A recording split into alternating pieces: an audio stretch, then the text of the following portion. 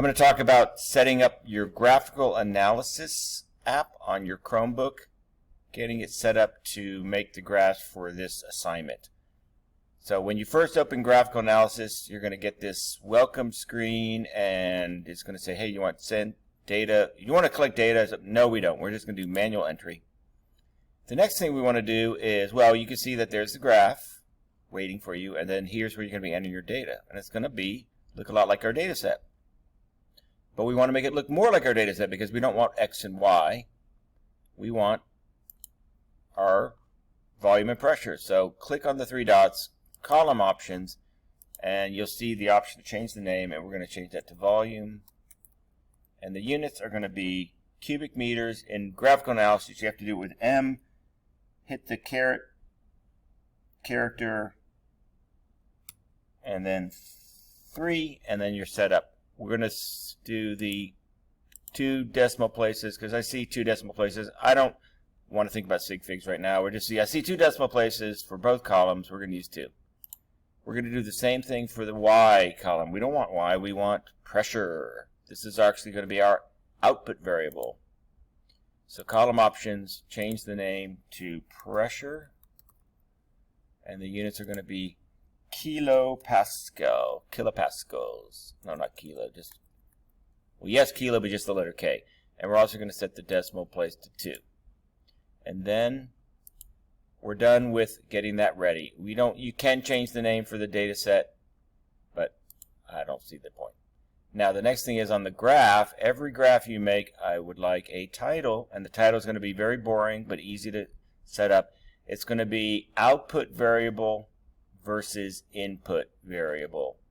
Note it's the opposite of the data set because we tend to think of, okay, this is what we're going to manipulate and this is what we're going to write with data. It's going to go left to right. So we write left to right. But here our graph is set up as this is the output variable versus the input variable. So that's what our title is going to be. So it's going to go up here. How do you make it?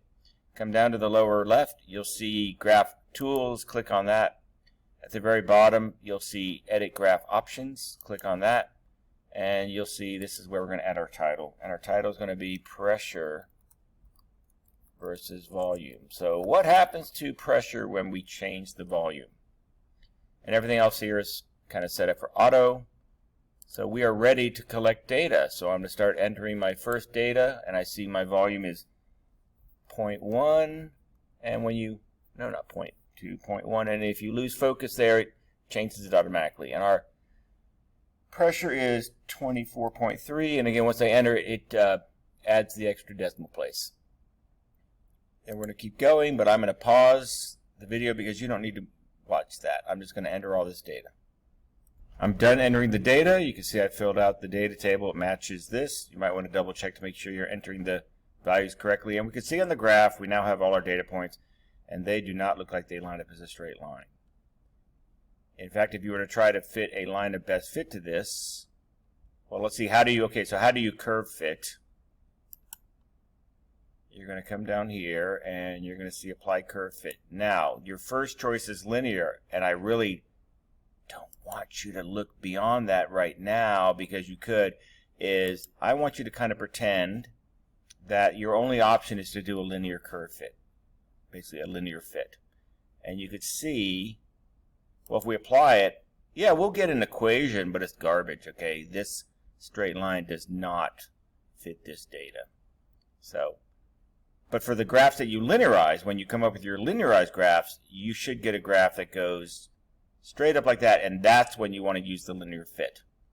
Okay, so what do you do now? Okay, now you need to say, okay, nonlinear, I need to recognize the correct relationship between pressure and volume, and let's not kid ourselves. It's inversely proportional. It's nothing else. What it could be, as volume goes up, pressure goes down. That's what inversely proportional means.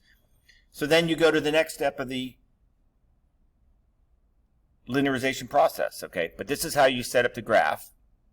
The one thing I would point out is that when you do your linearized graphs, make sure you modify. You're not actually going to do anything with the output variable. For each of your linearization processes, your input variable is going to change. So go back here and make the appropriate changes, and I'll leave it to you to figure that out. Okay, that's how you use graphical analysis.